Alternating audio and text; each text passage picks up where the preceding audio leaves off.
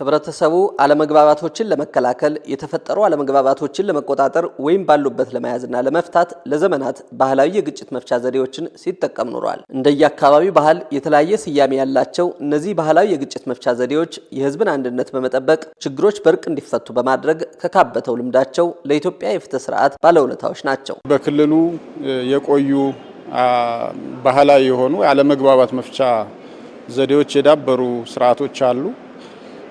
እነዚህን እውቅና መስጠትና ድጋፍ ማድረግ ስለሚያስፈልግ ነው። በዋናነት እንግዲህ እነዚህ የባህል ያለመግባባት መፍቻ ስርዓቶች በቀላሉ እውነትን በማውጣት በቅርበት ደግሞ በማህበረሰቡ ላይ ተደራሽ ሆነው የፍትህ አገልግሎት በመስጠት እንደዚሁም በአብዛኛው አሸናፊና ተሸናፊ የሌለበት በእርቅ የሚቋጩ ተጎጂን በመካስ የሚጠናቀቁ በመሆናቸው በዜጎች መካከል ዘላቂ የሆነ ግንኙነትን በመፍጠርም የራሳቸው ከፍተኛ አስተዋጽኦ አላቸው። ባህላዊ የግጭት መፍቻ ዘዴዎች ህጋዊ እውቅና ሳይሰጣቸው በመቆየቱ የፍትህ ስርዓቱን በማገዝ የህዝብን ሰላምና አንድነት ለመጠበቅ ያላቸው አቅም ተዘንግቶ በትውልዱ ዘንድ የባህል መሸርሸር ተስተውሏል። ብዙውን ችግሮች የሚፈቱት በባህላዊ የግጭት አፈታት ስርዓቶች ናቸው።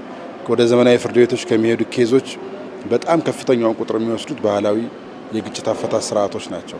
ነገር ግን ህጋዊ እውቅና ስላልነበራቸው መንግስትም በተገቢው መንገድ የሚደግፍበት አሰራር ባለመኖሩ ምክንያት እነዚህ ስርዓቶች ከቅርብ ጊዜያት ወዲህ የመዳከም እውቅና የማጣት እና የሆነ አካል ሲፈልግ የሚጠቀምባቸው ሳይፈልግ የሚተዋቸው በመሆኑ ምክንያት ስርዓቱ ተቀባይነት እያጣ ነበር የመጣው። የአማራ ክልል ምክር ቤት የባህል ፍርድ ቤቶችን ለማቋቋምና እውቅና ለመስጠት አዋጅ ቁጥር 298 2017ን ማውጣቱ ለባህል እድገት ከማገዙ በተጨማሪ ባህላዊ የግጭት መፍቻ ዘዴዎች ለፍትህ ስርዓቱ ወጥነት ባለው መንገድ አጋዥ እንዲሆኑ ያደርጋል። ይሄ ህግ መውጣቱ ትልቅ ፋይዳው በሽምግልና በአካባቢው ባህል የሚሰጡ ውሳኔዎች አስገዳጅ እንዲሆኑ፣ ከዚህ በፊት ሰዎች ወደ ሽምግልና ከሄዱ በኋላ መሀል ላይ አቋርጠው ይወጣሉ።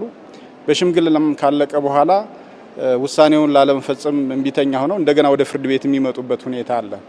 የህግ ማዕቀፍ ስላልነበረው ፍርድ ቤቶች ጉዳዮችን እያዩ ያስተናግዳሉ። በሽምግልና የታዩትንም እንደገና በመደበኛ ፍርድ ቤት ሰዎች በፍላጎት ነው ወደ ባህል ፍርድ ቤቶች የሚሄዱት።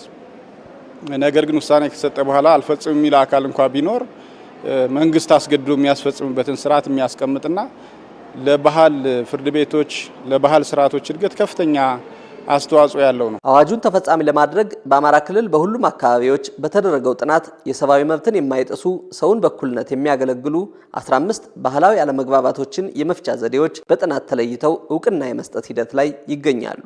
የባህላዊ ፍርድ ቤቶችን የበለጠ ለማጠናከርና ወጥነት ባለው መንገድ ለማገዝም በክልሉ ባህል ቱሪዝምና ስፖርት ቢሮ ክልል አቀፍ የሽምግልና መማክርት ጉባኤ ተቋቁሞ ስራውን ጀምሯል። ለዚህ ዳኝነት ስርዓት ኮንትሪቢዩት የሚያደርግ እና የሽምግልና ስርዓት የሚያጠናክር ደግሞ ኤልደርስ ካውንስል አቋቁመናል። ክልል አቀፍ የሽምግልና መማክርት ጉባኤ ተቋቁሟል። ይሄ ጉባኤ ደግሞ በየዞኑ እየተቋቋመ ነው ያለው። ይሄ ጉባኤ አሁን ለሚቋቋሙት ባህላዊ ፍርድ ቤቶች አጋዥ ሆኖ ያገለግላል።